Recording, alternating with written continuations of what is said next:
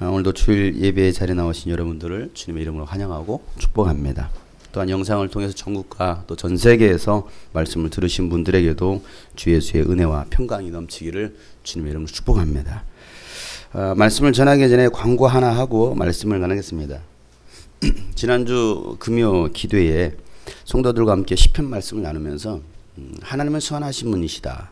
또 하나님의 인자하심은 영원하다. 그렇게 우리는 하나님께 감사하고 찬양하면서 살아야 된다라는 말씀을 나눴습니다.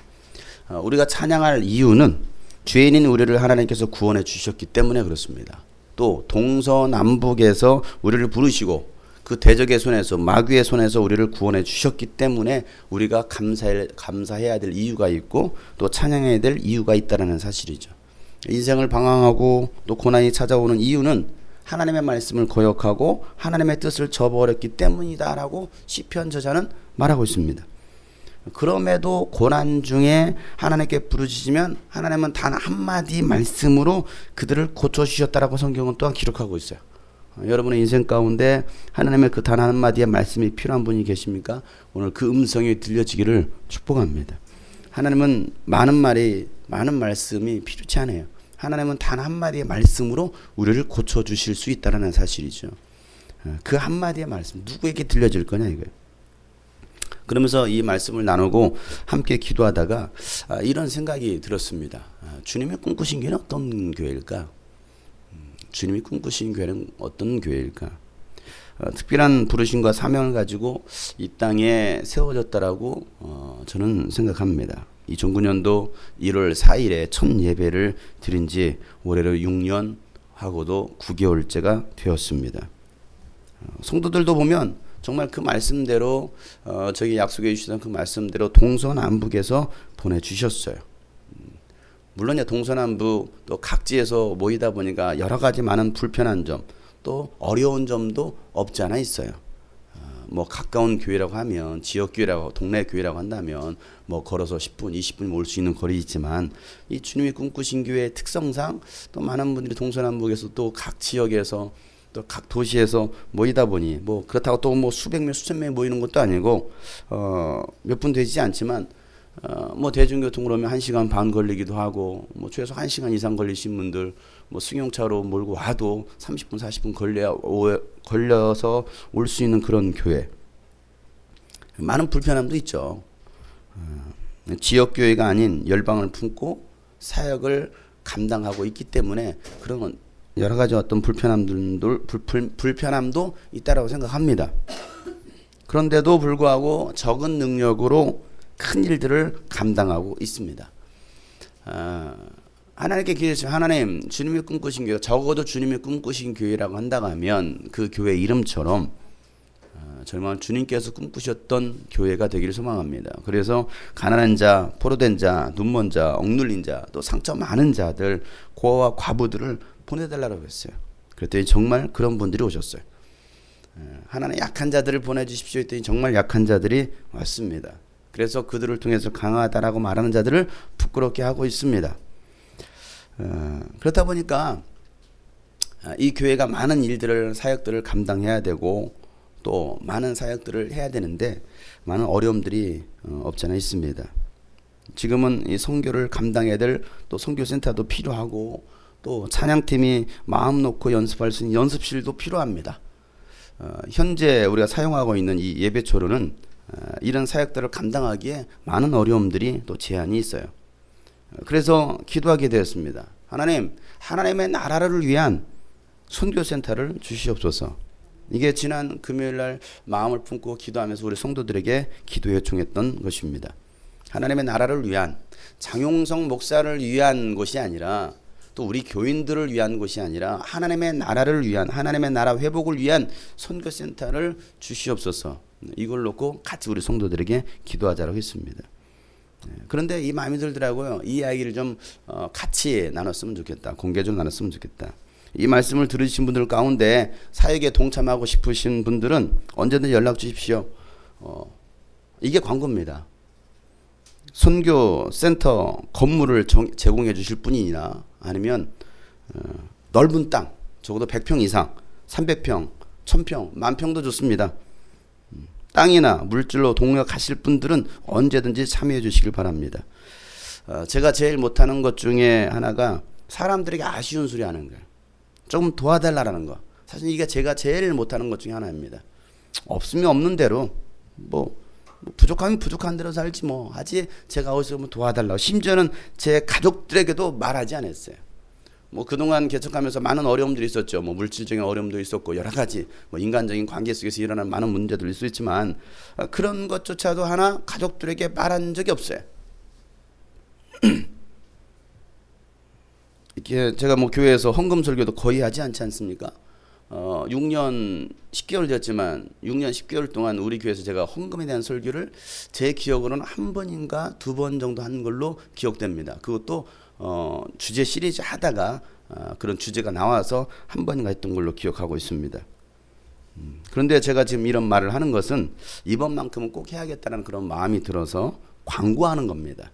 왜? 몰라서 못하신 분들도 계실 것 같아서 이 말을 하는 거예요. 저를 위해서가 아닙니다. 하나님의 나라를 위해서입니다. 저를 오해하지 말기를 바랬으면 좋겠어요. 뭐 돈 밝히는 목사야 라고 생각하지 않았으면 좋겠습니다. 저는 그런 거 밝히는 사람이 아니거든요. 하나님의 나라를 위해서 많은 분들이 많은 분들의 어떤 동참이 있기를 소망하고자 이런 말을 합니다. 마지막 시대에 함께 하나님의 나라를 세워갑시다. 옆 사람을 축복하겠습니다. 당신은 하나님 나라의 동역자입니다. 당신이 할 수 있습니다. 아멘. 어린 나이에 그 도시락 하나가 남자만 5,000명, 2만 명, 3만 명을 먹일 수 있었던 귀한 자원이 되었던 것처럼 많은 분들의 또 동참이 있기를 축복합니다. 왜? 시간이 얼마 남지 않았기 때문에 그래요. 나를 위해서 쌓아두면 뭐 얼마나 쌓아두겠습니까? 하나님의 나라를 위해서 우리가 열심히 헌신하고 사역하고 충성한다면 하나님께서 그 날에 갚아주실 것을 또한 믿습니다. 지난 시간에 바울은 자신의 간절한 한 가지 소원은 로마에 들어가서 성도들을 만나는 것이다 라고 말씀을 나눴습니다. 왜 그들을 만나고자 했습니까? 왜 그가 로마로 가고자 했습니까? 당시 최고의 세계 최대 강대국이었으니까 한 번쯤 가고 싶어서였을까요? 왜 그 성도들을 만나고자 했습니까? 바울이 만나고자 했던 이유는 단 한 가지였습니다. 그의 단 한 가지 간절한 소원, 그들에게 바울이 경험한 신령한 은사, 다시 말해서 예수 그리스도의 복음을 소개함으로써 그들의 믿음을 굳세게 하라는 것이 바로 그의 간절한 소원이었다라고 편지에서 밝히고 있잖아요. 지난 한 주간 여러분은 어떤 간절한 소원을 가지고 사셨나요? 누구를 그리워하면서 누구를 만나고 싶어 하셨나요? 혹시 저를 만나고 싶어 하셨나요? 여러분의 간절한 소원은 무엇이었습니까? 여러분이 가지고 있는 복음을 나눠주고 싶어서 누구를 만나셨나요? 아니면 또 뭐 지난주나 그 지난주나 뭐 똑같이 일상생활 뭐 똑같이 학교 다니고 뭐 직장생활하고 돈 벌고 아니면 뭐하고 똑같은 일상생활을 보내셨나요? 아니면 정말 간절한 소원을 품고 지난주 말씀을 가지고서 그래 나도 정말 간절한 소원 예수 그리스도의 복음을 좀 증거해야겠다. 그러기 위해서 여러분 어떤 사람들을 몇 명이나 만나셨나요? 오늘은 로마서 강의 세 번째 시간으로 복음을 부끄러워하지 않는 자라는 제목으로 말씀을 나누려 갑니다. 우리 한번 따라서 하겠습니다. 복음을 부끄러워하지 않는 자.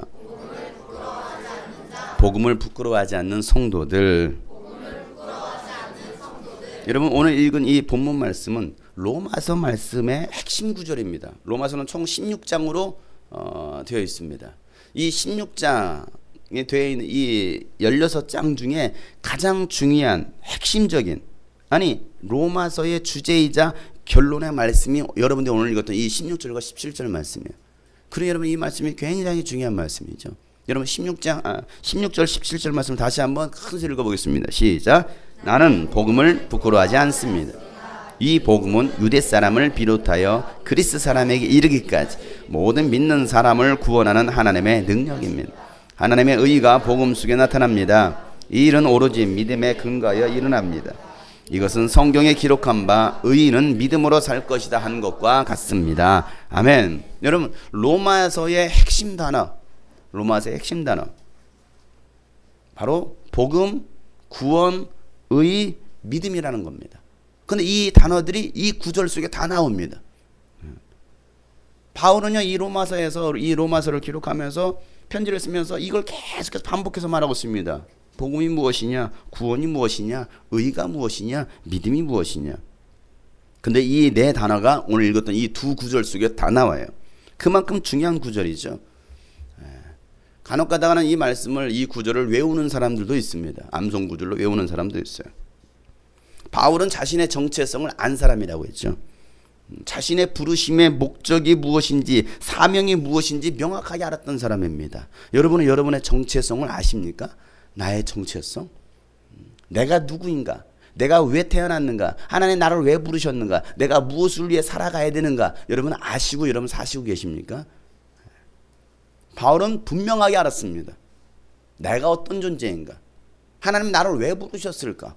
나는 무엇을 위해 살아가야 되는가? 바울은 명확하게 알았던 사람이죠. 1절 말씀을 다시 한번 읽어보겠습니다. 시작. 그리스도 예수의 종인 나 바울은 부르심을 받아 사도가 되었습니다. 나는 하나님의 복음을 전하기 위하여 따로 세우심을 받았습니다. 네, 이게 바로 바울의 정체성이었어요. 바울이 살아가는 이유였습니다. 그가 예수를 만나기 전에는 이런 사명이 없었어요.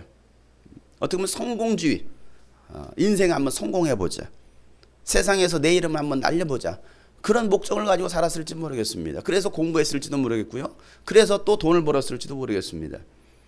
그런데 그가 예수를 만나고 나니까, 부활하신 예수 그리스도, 살아계신 예수 그리스도를 만나고 나니까 나의 정체성, 내가 무엇을 위해 살아갈까? 내가 왜 돈을 벌고 있지? 내가 왜 공부하고 있지? 내가 오늘 왜 하루를 살아가고 있지? 그런 분명하게 알았더라는 사실이에요. 이 가운데는 그 사실을 알지 못하고 살아가는 사람들이 이 자리에 앉아있는 사람들도 있습니다. 교회를 나오고 있지만, 오늘도 말씀을 듣고 있지만 내가 이 말씀을 왜 들어야 되지? 생각하는 사람도 있을지도 모르겠어요. 아니, 그 생각조차도 없는 사람도 있을지 모르겠어요. 그냥 나와 앉아있는 거죠. 저도 여러분 이 말씀을 듣는 가운데 여러분의 정체성, 하나님 자녀로서의 정체성, 내 어떤 인생의 분명한 목적을 좀 알고 깨닫는 시간, 가질 수 있는 시간들이 되었으면 좋겠습니다. 우리 청년들 가운데 보면 그렇게 신앙생활을 저랑 같이 한 10여 년 같이 하면서도 무엇을 위해 살아가야 될지 모르고 있는 청년들이 많아요. 그러다 보니까 시간 낭비합니다. 교회 생활은 꽤 오래 했는데 뭐 나름대로 사역도 합니다. 그런데 사명을 몰라요. 내가 무엇을 위해 살아가야지, 이런 무엇을 위해 살아가야 될지를 알면 그것을 위해서 준비합니다. 그런데 사명을 모르기 때문에 준비하지 않는 거예요. 공부하지 않는 거죠. 미래를 계획하지 않아요. 근데 그 사명을 알고 있다가 나면 준비하게 돼 있어요. 그러다 보니까 우리 청년들 가운데도 그 사명과 어떤 인생의 비전, 목적을 몰라서 그냥 교회 열심히 다니다가 무너지는 사람들이 많이 있어요. 이 가운데도 명확한 자신의 사명, 무엇을 위해 살아가야 될지 아는 사람 있는가 하면 모르는 사람들도 있을 거예요. 그 방황의 시기를 좀 빨리 단축시켰으면 좋겠습니다. 왜? 얼마 남지 않았거든요. 여러분의 인생도 얼마 남지 않았거든요. 사도로 부르심을 받았다라고 바울은 말하면서 자신을 뭐라고 소개하고 있습니까? 예수의 종이라고 소개하고 있습니다. 스스로 종이 된 사람입니다. 자, 바울은 어떤 신분을 가졌던 사람입니까? 바울의 신분이 어떤 사람이에요? 예수를 만나기 전에 그의 신분은 어떤 신분이었습니까? 빌립보 3장에 보면 그가 자신을 이렇게 소개하고 있죠. 5절부터 7절까지 보면 나는 난지 8일 만에 할례를 받았다. 왜? 율법에 명시한 대로 난지 8일 만에 할례를 받았다. 대단한 사람이죠. 제가 한계를 낳고 나서 참 아쉬운 것이 난지 8일 만에 할례를 시키지 않은 거 참 아쉬워요. 난지 8일 만에 할례를 시켰으면 얘를 정말 정통 바리새인으로 키울 수 있었을 텐데 이게 참 아쉬워요. 나중에 한결이도 내가 난지 8일 만에 할례를 받은 사람입니다 말할 수 있었는데 그 말할 거리를 거쳤어요. 혹시 우리 앞으로 아들을 낳을 계획이 있으신 분들 난지 8일 만에 할례를 행해 주시기 바랍니다. 또 뭐라 말하고 있습니까? 이스라엘 민족 가운데서도 베냐민 지파다라고 말하고 있습니다. 자신의 가문을 말하고 있습니다. 내가 어떤 지파야? 히브리 사람 가운데서도 히브리 사람이다. 히브리인 중에도 히브리인이다. 그는 정통 유대인이라는 것이죠. 율법으로는 바리새파 사람이요. 바리새파. 율법으로는 바리새파 사람이라는 거예요. 또 열성으로는 교회를 박해했던 사람이고 율법의 의로는 흠잡힐 데가 전혀 없는 사람이었다고 말하고 있습니다. 이게 바울이 가지고 있었던 자신의 신분입니다. 여러분 이 정도면 대단한 사람 아니에요? 흠잡힐 데가 없을 정도로. 여러분 흠잡힐 데 있어요 없어요? 살도 많이 잡히죠. 흠도 많이 잡히고. 그러니까 잡힐 데가 참 많은 사람들이에요 우리는. 많은 것에 잡힙니다. 그런데 바울은 나는 흠 잡힐 데가 전혀 없는 사람, 완벽남이죠. 이 정도면 멋있잖아요. 어떻게 이런 남자 만나서 결혼하고 싶어요? 우리 정님 자매? 예. 그러면 그런 여자가 되었으면 좋겠어요. 예. 완벽녀가 돼야 되죠. 예? 남자만 완벽남인데 뭐예요? 나도 완벽녀가 돼야 되잖아요. 예. 그러니까 이렇게 얼마나 참 대단한 사람 아닙니까? 더군다나 그는요, 로마 시민권을 가진 사람이었어요. 거기에다가 플러스 로마 시민권. 여러분, 당시 로마는요, 세계 최대 강대국이었습니다. 바울이 살았던 시대만 해도 100만 명이 넘는 사람이, 어떤 사본에는요 400만 명이 살았다라는 기록이 있습니다. 그래서 세계에서 가장 큰 도시였어요. 지금부터 2000년 전 이야기 아닙니까? 2000년 전 당시에 400만 명이 모여 살았던 세계 최대 도시였어요. 그런 로마 시민권을 가진 사람이었으니 여러분, 얼마나 자부심이 대단하겠습니까? 생각해 보세요. 여러분, 미국 시민권을 가지고 있는 사람들의 그 자부심이요, 대단합니다. 여러분 없잖아요. 저도 없어요. 그러니 사실은 그걸 잘 몰라요. 그러나 여러분, 미국 시민권을 가지고 있는 사람들의 그 자부심이라는 것은요, 정말 대단해요. 왜? 세계 최대 강대국이라는 그 미국의 시민이 되었다는 것만으로도 어깨에 힘이 들어가는 거예요. 대한민국 그 초록색 여권을 내는 거하고 그 빨간색 그 미국의 여권을 딱 내는 거하고는 완전히 다르다 이거죠. 아주 당당합니다. 전 세계를 돌아다니며 그 여권을 내릴 때도요, 당당합니다. 그런데 한국 여권 가지고 나가보세요. 얼마나 무시당한지 몰라요. 다른 나라 사람들도 미국 시민권을 가지고 있는 사람들을 부러워하기도 합니다. 바울은 그런 부러움의 대상이었어요. 그랬던 그가 예수님을 만나고 나서 스스로 종이 된 겁니다. 예수님처럼 겸손히 자신을 낮춘 거예요. 요즘 한국에는요, 이 갑질 추태 많이 여러분 들어보셨을 겁니다. 갑질 굉장히 논란거리죠. 작년에 대한항공 조 부사장의 그 땅콩 휘황 사건, 아주 전 세계의 대한민국을 갖다가 참 부끄럽게 하는 망신을 퍼뜨렸던 갑질 사건의 대표적인 하나의 사건이 되었어요. 권력의 자리만 올라가면 겸손히 섬기고 낮아지는 것이 아니라 갑질하고 있는 그 대기업의 총수들, 아니 정치인들, 국회의원들, 윗사람들이 많이 있어요. 내가 갑이다 이거죠. 그래서 모 프로, 어떤 개그 프로에서는 갑과을 해가지고 막 갑을 해서 막 금세 갑이었다가 갑자기 을이 되고 막 하는 그런 개그 프로가 있었죠. 그게 오늘날의 대한민국의 모습인 것 같습니다. 며칠 전 이런 기사가 올라왔어요. 권민호 거제시장, 거제도 그 거제시장의 파격적인 행보가 그 거제 공직사회를 아주 긴장시키고 있다는 기사였어요. 이 권 시장은요, 최근에 자신의 어떤 그 시장의 수행비서직이 있습니다. 그 시장 수행비서직을 없애버렸어요. 왜 수행원 비서가 필요하느냐 이거요. 그리고 그를 갖다가 민원 부서로 발령해버렸습니다. 왜? 민원실은 더 바쁘니까. 거기는 일할 사람이 더 많이 필요하니까 내 수행비서는 굳이 필요 없다. 그러니 너는 가서 그 민원실에 가서 일하라는 거예요. 차라리 인력이 더 필요한 그 민원실을 보내서 일하는 것이 더 효과적이라는 것이죠. 아니, 국가로부터 세금 받고서 국민의 녹을 먹고 사는 사람인데 왜 굳이 비싼 돈 받아가면서 여기 있느냐 이거. 그러니까 일하러 내려가는. 그리고 자신의 집무실도 2층에 그 별도 사무실에 있었는데 그 2층 별도 사무실, 원래 시장들은 그곳에서 직무를 보는데 1층 민원실, 그것도 개방된 사무실로 옮겼답니다. 그래서 거기에서 직무를 본대요. 시민들이 지나가면서 이게 시장이야. 시장이래요. 시장 구경합니다. 여러분 시장 구경 많이 가시나요? 광명시장, 안양시장. 그리고 설 출장길에 오를 때는요, 심야버스를 타고 간답니다. 업무를 다 보거나 심야버스를 타고 가면 새벽 2시에 도착한대요. 그러면 터미널 근처에 자신이 자주 가는 단골 찜질방이 있대요. 거기에서 하룻밤 숙박을 한답니다. 거기서 이제 들어가 숙박을 하는데 사람들이 알아보는 거예요. 그래서 제발 좀 이걸 안 알렸으면 좋겠는데 사람들이 알아보니까 막 SNS에 거제 시장에 와서 찜질방 같이 잤다 뭐 이런 것도 막 올린다라는 거. 안 알렸으면 좋겠는데 그래서 그 다음날 업무를 보고 대중교통으로 다시 내려온다라는 거였어요. 역대 시장들 같았으면 서울 출장길 하면 수행 그 비서들과 함께 여러 비서들과 함께 비행기나 관용차를 타고서 가는 것이 통상이었어 통상. 그런데 이 권 시장은 작년 12월에 경찰 한 대를 샀답니다. 그래가지고 그 경찰을 직접 운전하면서 다니면서 업무를 본대요. 그러니까 이게 공직사회에서 이게 참 있을 수 없는 일들이 일어나고 있으니까 당황스러운 거죠. 자, 권위주의를 벗어던졌던 그 행보, 어떻게 보면 시민들의 마음은 움직이고 있습니다. 이런 공직자들이 한국 사회에 많이 나왔으면 좋겠습니다. 그러면 세상은 참 아름다워질 거라고 생각합니다. 바울은 자신이 가지고 있었던 그 권위를 다 내려놓은 거였어요.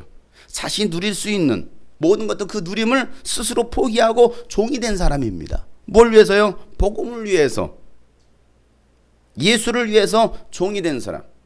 그러면서도 전혀 위축이 되거나 비겁하거나 찌질하게 살지 않았어요. 내가 예수님 때문에 복음 때문에 내가 종이 되었습니다. 그렇다라고 해서 그가 찌질하게 살지는 않더라는 거예요. 오히려 더 당당했습니다. 부끄러워하지 않았습니다. 복음을 부끄러워하지 않는 이유를 바울은 말하죠. 자, 16절 말씀 다 같이 읽겠습니다. 시작. 나는 복음을 부끄러워하지 않습니다. 이 복음은 유대 사람을 비롯하여 그리스 사람에게 이르기까지 모든 믿는 사람을 구원하는 하나님의 능력입니다. 자, 그가 복음을 부끄러워하지 않는 이유를 이렇게 설명하고 있죠. 이 복음은 유대 사람을 비롯하여 그리스 사람에게 이르기까지 모든 믿는 사람을 구원하는 하나님의 능력이기 때문이다라고 바울은 말하고 있어요. 이 복음이 뭐냐 이거죠. 그렇습니다. 복음은 모든 믿는 사람을 구원하는 하나님의 능력입니다. 이걸 우리가 알고 경험할 수 있어야 돼. 복음이 뭐냐 이거예요. 복음은 일부 사람, 갑에게만 적용되는 것이 아닙니다. 을에게도 적용되는 것이 바로 복음이라는 거예요. 복음이 뭐냐 이거예요. 갑에게도 을에게도 적용되는 것. 복음은 유대인에게도 그리스인에게도 세계 모든 열방의 사람을 구원할 수 있는 능력이 복음이다라는 거예요. 유대주의에 빠져서도 안 되고 또 민족주의에 빠져서도 안 된다라는 것을 바울은 말하고 있습니다. 왜? 그 시대에 유대주의에 빠졌던 사람들, 민족주의에 빠졌던 사람들, 내가 로마인이야, 내가 유대인이야, 이런 민족주의. 한국 사람들도 간혹가다 그런 게 있잖아. 나 한국, 내세울 것도 없을 텐데 보면 이 민족주의. 그래서 일본 사람 무조건 싫은 거야. 일본 사람 무조건 나쁜 놈들이야. 일본 놈들이라고.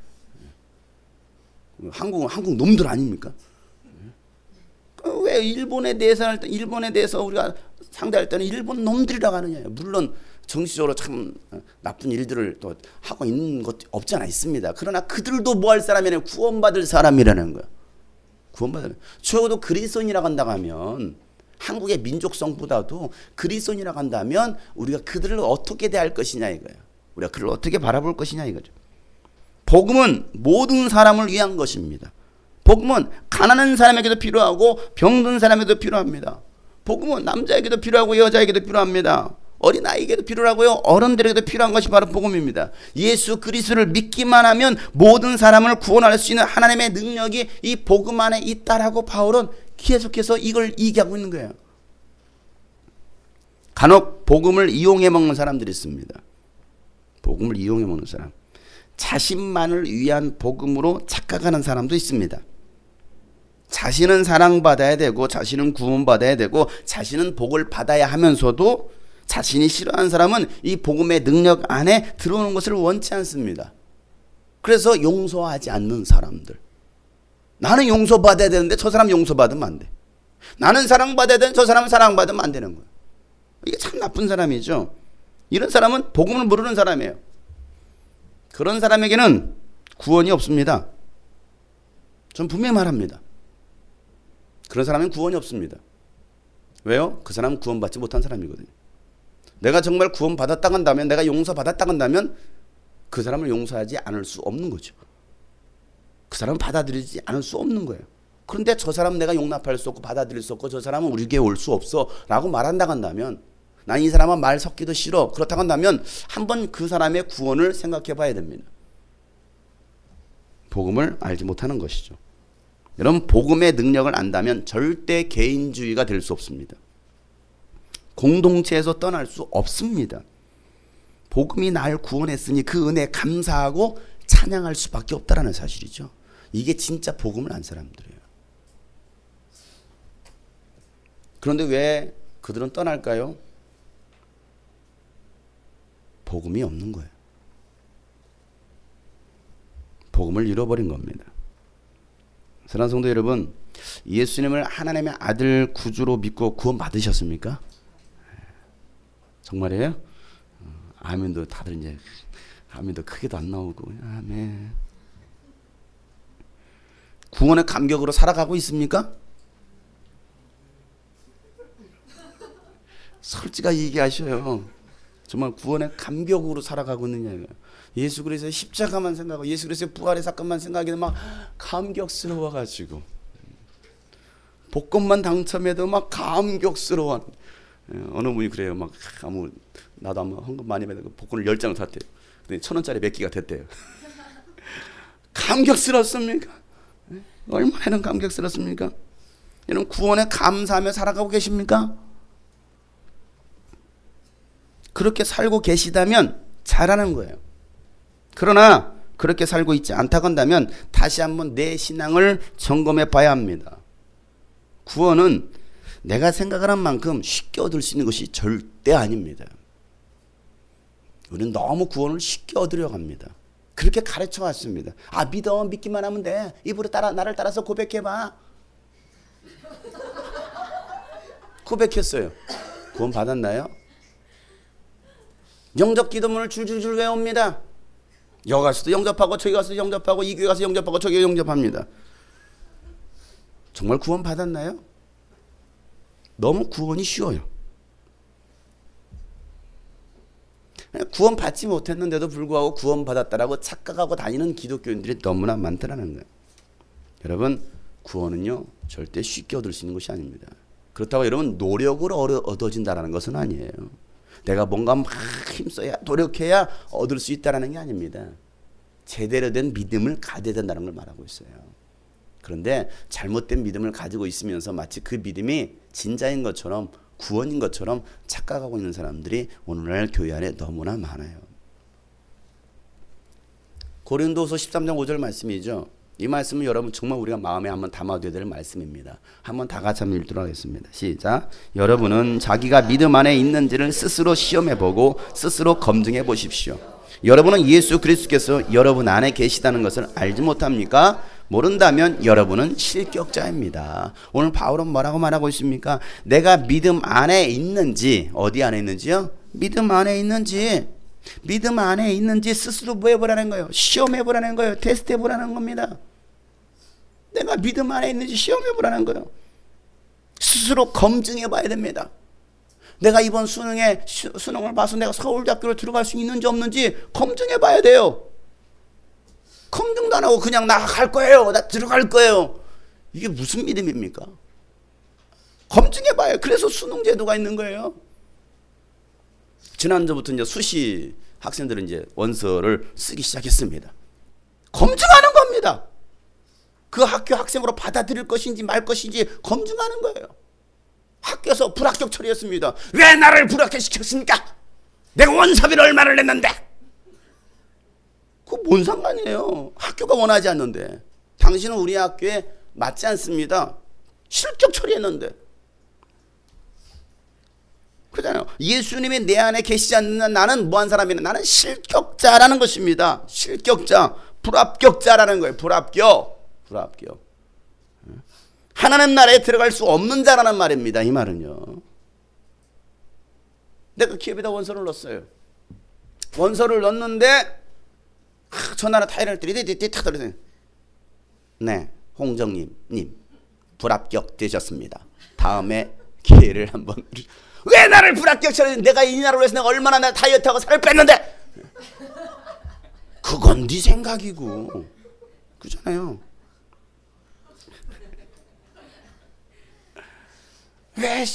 왜 나를 실격 처리했느냐? 어떻게 따집니까? 그 자격이 안 되는데. 예수님은요, 산상수훈 말씀과 여러 말씀을 통해서 하나님 나라에 들어갈 수 있는 자가 누군가에 대해서 자세하게 또 반복적으로 말씀하십니다. 여러분, 왜 반복해서 말씀하셨습니까? 중요하니까요. 이건 별 5개, 이거 꼭 시험에 나온다, 동그랑 계속 강조하는 거예요. 중요하니까. 우리 신앙의 목적이 하나님 나라에 들어가는 것이기 때문에 예수님은 계속해서 하나님 나라에 대해서 누가 하나님 나라에 들어갈 수 있는 자인가를 계속해서 말씀하시는 거예요. 그만큼 중요하니까.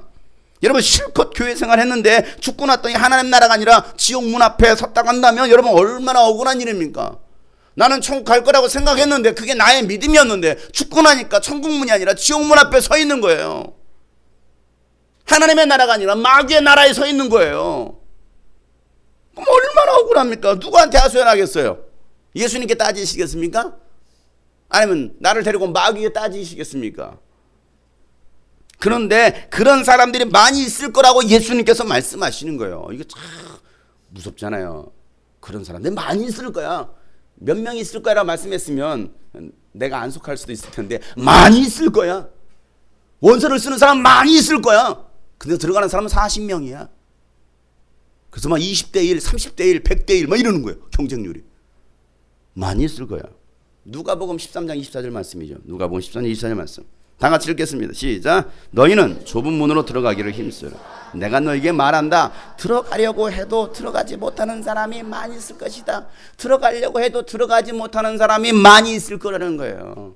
여러분, 교회 왜 다닙니까? 많은 사람들이 들어가려고 다니는 거 아니겠어요? 오늘도 주일이라고 얼마나 많은 사람들이, 적어도 한 권에 700만 명이나 되는 사람들이 지금 교회 가서 예배를 드리고 있을 겁니다.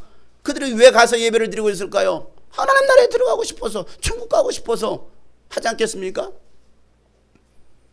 그런데도 들어가지 못하는 사람이 많을 거라는 거예요. 그래서 너희는 들어가기 위해서 힘쓰라는 거죠. 어디로? 좁은 문으로 들어가기를 힘쓰라는 거예요. 힘써야 돼요. 그냥 뭐 대충 해서 될 일이 아니라는 것이죠. 그냥 뭐 주일 나와서 한번 예배 드리는 걸로 만족해서 될 일이 아니라는 겁니다. 근데 많은 사람 내가 주일날 나와서 예배 드렸으니까 됐다라고 생각하는 거예요. 물론 주일날만 와서 예배 드리는 게 아니라, 여러분 주중에 얼마나 우리가 하나님 앞에서 정말 하나님 앞에 예배자, 하나님 앞에서 정말 그리스도인으로 살기 위해서 힘쓰고 있느냐 이거예요. 한번 생각해 보자 이거죠. 그런 것이 전혀 없이 월요일부터 토요일까지는 그냥 무관하게 살다가 그리스도인의 삶으로 사는 것이 아니라 그냥 무관하게 살다가 주일날 와서 예배 드렸습니다. 그래서 주일날에 나와 주시니 감사한 일이겠지만, 그러나 그것이 결코 하나님 나라에 들어갈 수 있는 자격 요건은 될 수 없다라는 얘기입니다.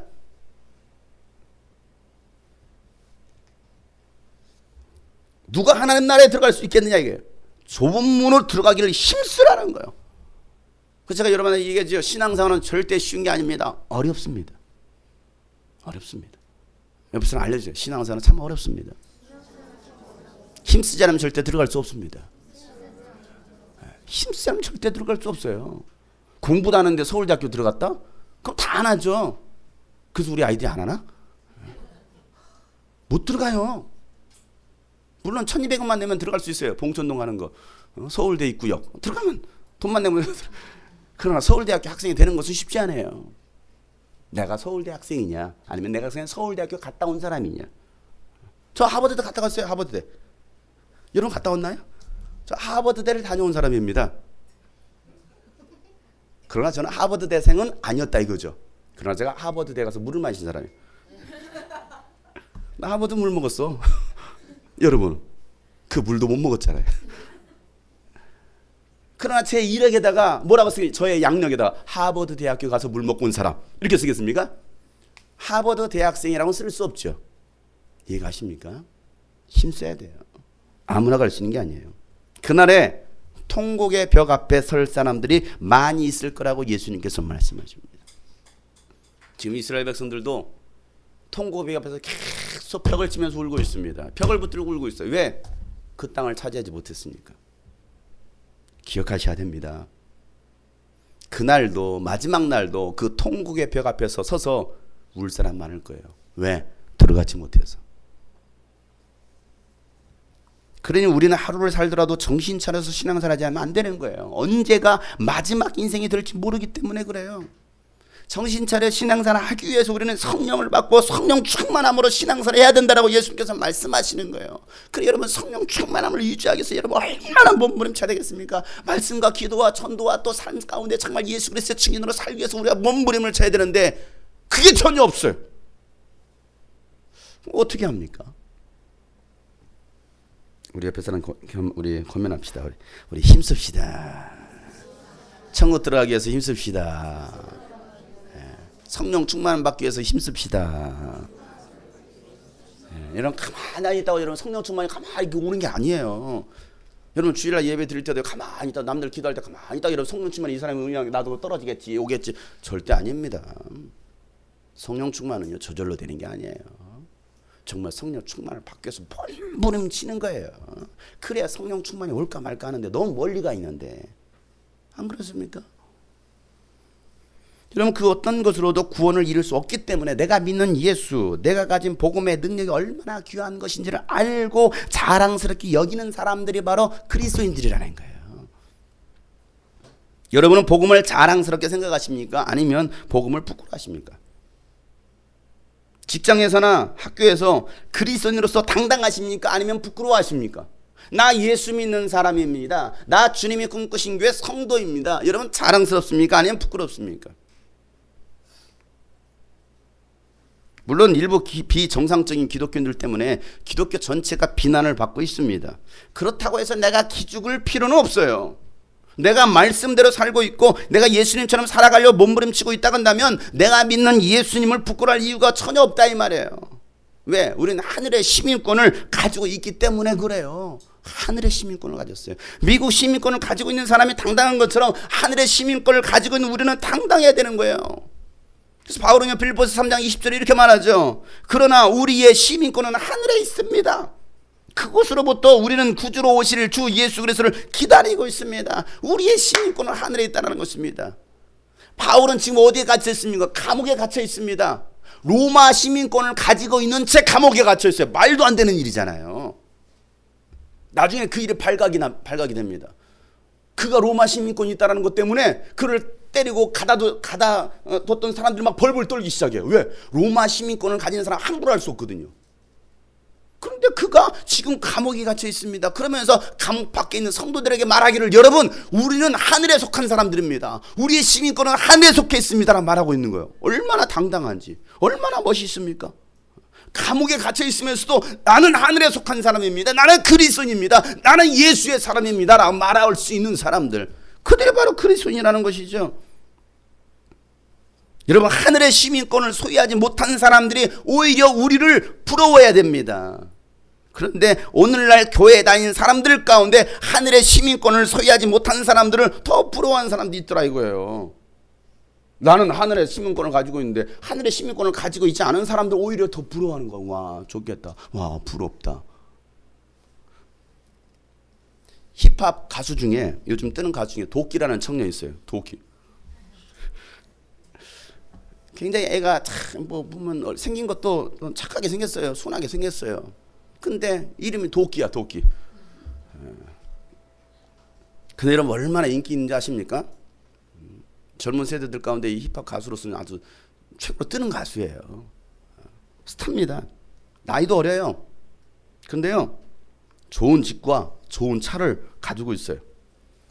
며칠 전에 방송에 나왔어요. 우연히 저도 이제 보다가 보니까 거기 나 혼자 사니 뭐 이런 프로가 있어요. 뭐 거기 나와가지고 봤거든요. 처음 봤습니다. 저는 도끼라는 사람, 힙합 가수라는 거. 근데 보니까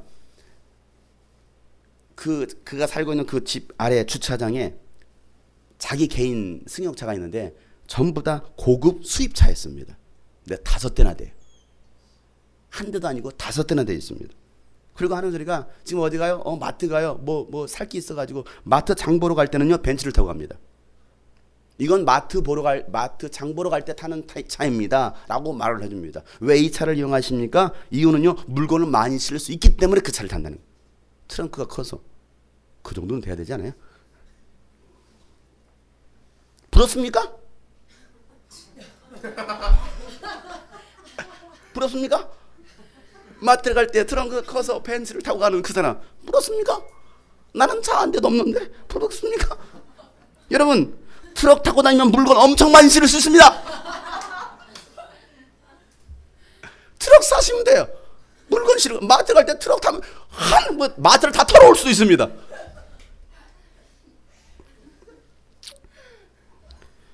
지난주에 있었던 일입니다.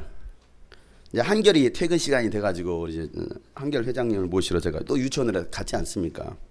근데 한결이가 나와서 차를 타려고 하는데 한 친구가 하는 말이, 한결아, 이게 너네 차야? 우리 차야. 저는 스타렉스를 타고 갔잖아요. 그 아이의 엄마는요, 중형 승용차를 타고 왔어요. 중형급 되는 승용차를 타고 왔습니다. 그 아이가 하는 말이, 엄마, 이게 한결이네 차래. 차가 엄청 커. 엄마, 이거 한결이네 차인데 차가 엄청 커. 그러면서 엄마에게 우리 차를 보라고 하는 거예요. 엄마가 약간 당황하신 거예요. 왜? 뭐 분위기가 이상해요.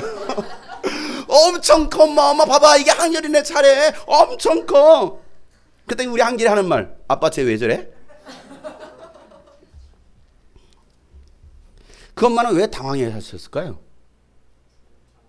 에? 커서 부러워서 그랬을까요? 그건 뭐 상상에 맡기겠습니다. 우리 이 교회 옆 건물에 혜림이 또래 남자아이가 살고 있어요. 3학년 때 알고 봤더니 3학년 때 같은 반이었대요. 근데 별로 친하지 않는 것 같아가지고 물어봤어요. 왜 이렇게 친하지 않아? 왜 아는 체도 안 해? 말도 안 걸어? 그랬더니 교회에서 우리 친구 초청 파티를 한 적이 있었는데 그때 그 아이가 친구 따라서 여기 교회를 왔다라는 거예요.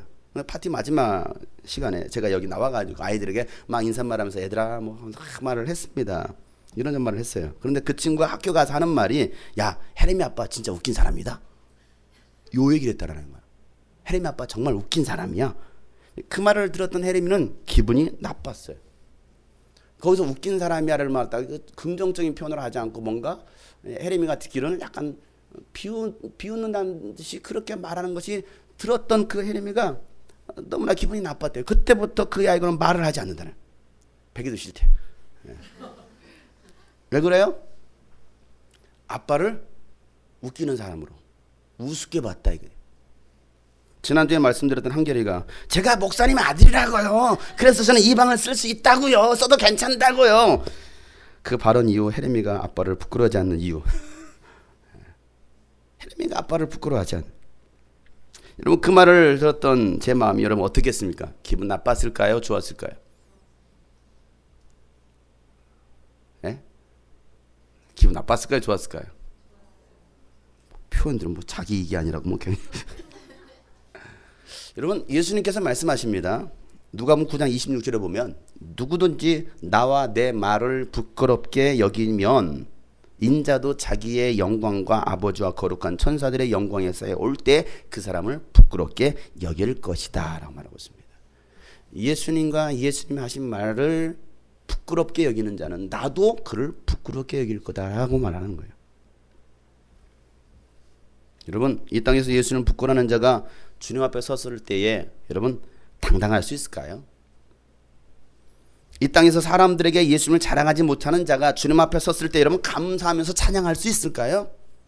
한번 생각해 보자라는 것이죠. 아빠를 부끄러워하는 자녀들, 그 아빠가 어떨까요? 그러나 그 아빠를 부끄럽게 생각하는 것이 아니라 아빠를 자랑스럽게 여기는 딸, 아들, 그리고 자랑하고 다니는 아들, 딸을 알게 되었다 한다면 여러분 그 아빠는 어땠을까요? 바울은 유대인이면서 로마 시민권을 가진 자였습니다. 그럼에도 복음 때문에 종이 된 사람이었습니다. 복음이 그를 구원했기 때문에 그 어느 누구보다도 그 무엇보다도 복음을 자랑스럽게 여겼습니다.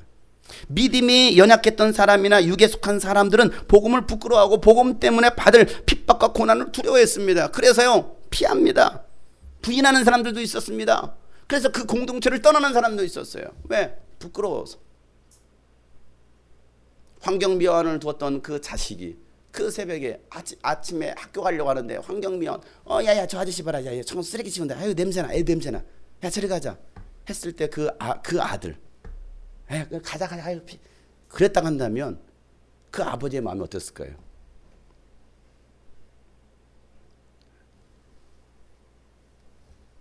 아쉬울 때는 예수님을 부르고 또 아쉽지 않거나 또 두려울 때는 예수님을 부인하는 사람들 앞에서 바울은 나는 복음을 부끄러워하지 않습니다라고 고백하고 있는 거예요.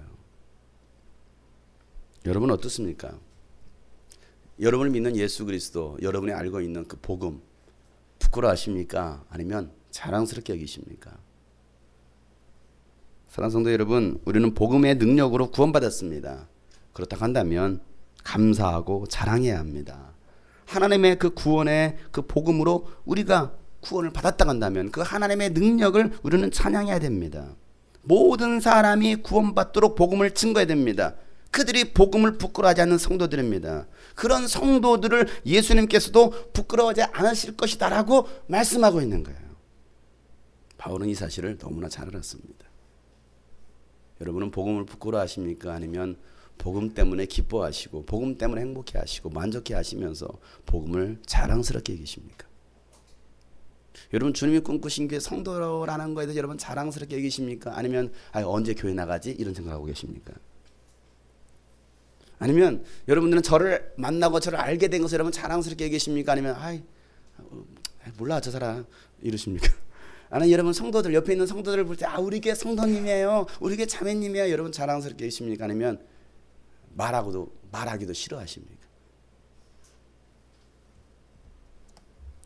오늘 말씀 기억하시면서 다 같이 한번 기도하실 때 오늘 이 바울의 고백을 한번 기억해 봤으면 좋겠습니다. 나는 복음을 부끄러워하고 있는가? 아니면 복음을 자랑스럽게 여기고 있는가? 이 복음은 모든 사람을 구원할 하나님의 능력이다라고 바울은 말하고 있습니다. 일부가 아닙니다. 간만이 아닙니다. 을만이 아닙니다. 모든 사람을 구원할 하나님의 능력이라는 거예요. 그 모든 사람 안에 우리가 속해 있었기 때문에 우리가 구원받았고 오늘 이 자리에 나와서 하나님께 예배하고 있습니다. 오늘 하나님은요, 이 모든 사람을 구원할 하나님의 그 능력을 자랑해 주기를 바라고 계십니다. 누가요? 저와 여러분이 복음을 부끄러워하지 않고 예수를 부끄러워하지 않고 내가 예수님 때문에 구원받았습니다. 내가 예수님 때문에 새로운 삶을 살게 되었습니다. 내 인생이 달라졌습니다. 예수님 때문에 정말 행복합니다. 말할 수 있는 사람들, 우리 시간 다 같이 오늘 말씀 기억하시면서 주께 기도하도록 하겠습니다. 거룩하신 하나님 아버지, 오늘도 이 주의 말씀을 기억합니다. 하나님, 예수를 부끄러워하지 않는 자들, 복음을 부끄러워하지 않는 자들께 도와주시옵소서. 주여, 하나님 말씀에 두려워 떠는 자, 그 말씀에 생명을 거는 자, 한 사람 찾으시는 주님의 약속을 믿어. 하나님 말씀에 운명을 거는 자, 순종하며 주 따라가는 자, 영원한 하나님 나라 이뤄갈 주의 교회여.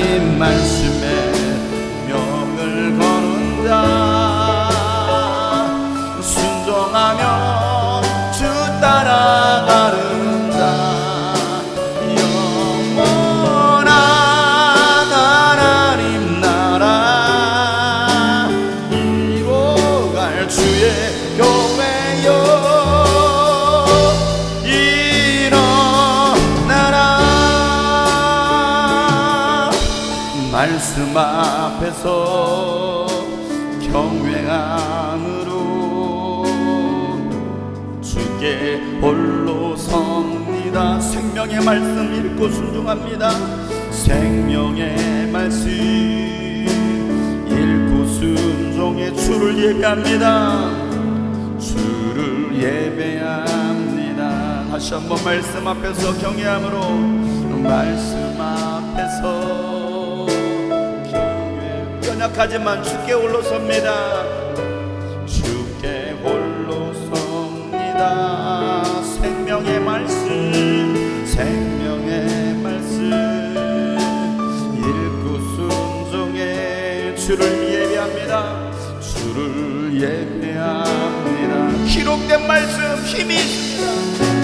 기록된 말씀 힘이 있어서 진리로 우리 거룩해 하네. 거룩한 말씀 세세여 복음이 되어,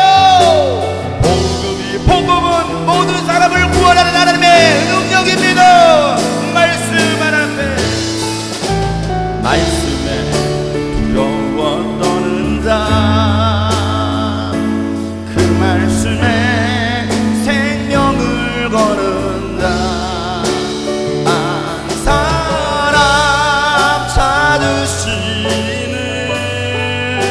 주님의 약속을 믿어. 하나님 말씀에 명을 거는 자, 순종하며 주 따라가는 자, 영원한 하나님 나라 이뤄갈 주의 교회여. 주 말씀은 우리를 구원에 이르는, 주 말씀은 우리를 구원에 이르는 구원 이르는 능력이니 목숨과 내 뜻 다해 그 말씀에 복종하라. 하나님 말씀에,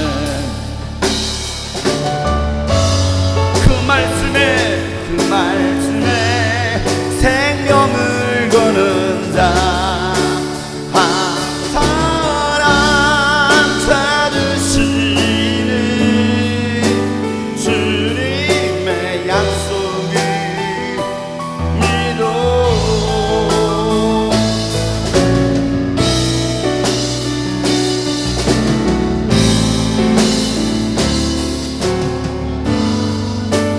따라가는 자, 영원한 하나님 나라 이뤄갈 주의. 주님의 말씀은 우리를 구원해 이르는 하나님의 능력입니다. 주 말씀은 우리 구원에 이르는 능력이니, 구원에 이르는 능력이니 목숨과 내 뜻 다해 그 주님을 찬양합시다. 그 주님의 말씀을 부끄러워하지 말고 알아. 예수는 주, 예수는 주. 온 천하만 부르러, 온 천하만 부르러 주보자 그 보좌가 영광을 돌리세. 예수 예수 예수 예수는 주, 예수는 주, 예수는 주, 예수는 주. 엄청난 만물을 얻어 주님의 그 보좌가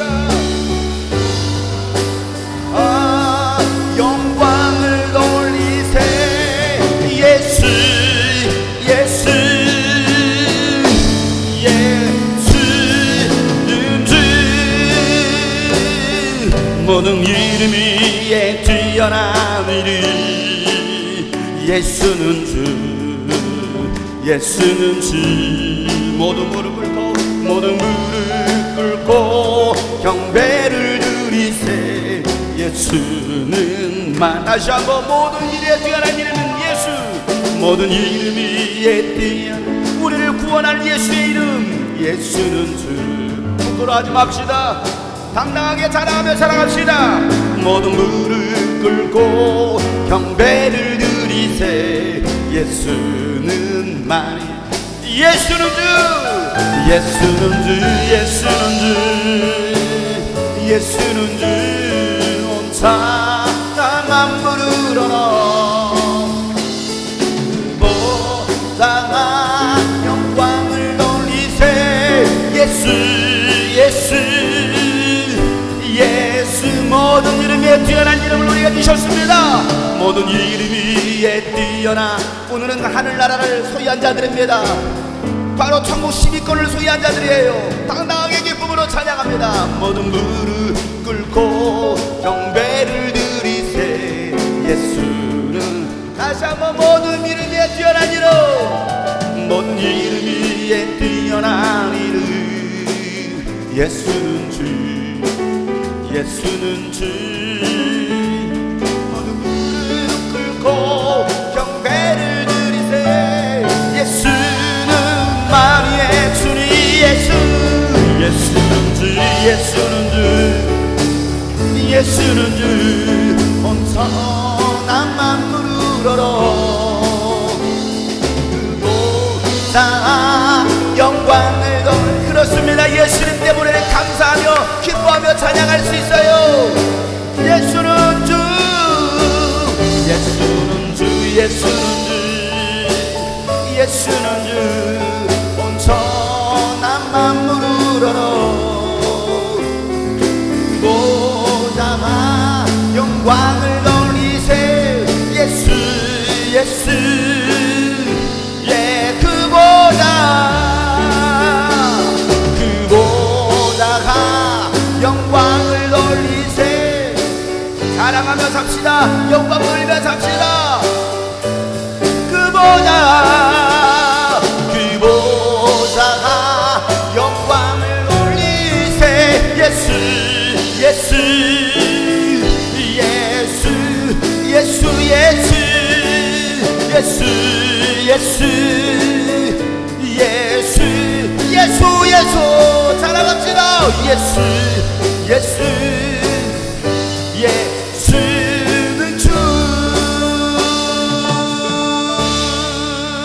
예수는 주 예수는 주 온 천하 만물을 얻어 온 천하 만물을 얻어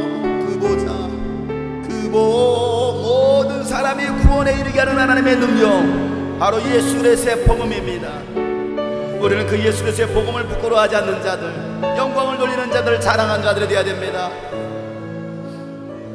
그 보좌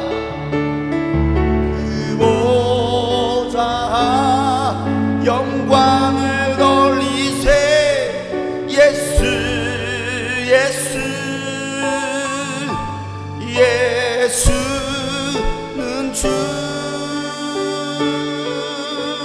하나님 아버지여 모든 사람을 구원에 이르게 하는 하나님의 그 능력인 복음을 부끄러워하지 않는 저희들 되게 하여 주시옵소서 하나님 복음 때문에 예수님 때문에 우리가 구원을 받게 되었습니다 하나님 그 받은 그 구원을 지속하며 또 그 구원에 감사하며 찬양하며 자랑할 수 있는 우리 모든 성도들을 되게 하여 주시옵소서 하나님 구원을 쉽게 얻을 수 있는 것으로 착각하지 않게 하시고 그 구원에 이르도록 힘쓰며 나아갈 수 있는 하나님의 사람들 되게 하여 주시옵소서 오늘도 주님께 귀한 예물을 드립니다. 하나님 이 예물을 받으시고 하나님 이 예물을 통해서 많은 영혼들이 구원받게 하시고 또 모든 열방 가운데 예수 그리스도의 복음을 증거할 수 있는 귀한 물질로 쓰임받게 도와주시고 또 저들의 삶에 하나님 물질로 고통당하지 않도록 하나님 넉넉함을 주시사 그 넉넉함으로 하나님 우리가 누리는 것이 아니라 하나님의 나라를 세울 수 있는 저들 될 수 있도록 저들에게 복의 복을 내려 주시옵소서. 이제는 우리 구주 예수 그리스도의 은혜와 하나님 아버지의 놀랍고도 지극하신 사랑과 성령님의 감화 감동 교통 충만하심이 오늘 말씀처럼 복음을 부끄러워하지 아니하고 또 그 복음을 자랑하기로 다시 한번 결단하고 작정한 모든 하나님의 사람들 머리 위에 이제부터 영원토록 함께 하시기를 간절히 축복하며 기도하옵나이다.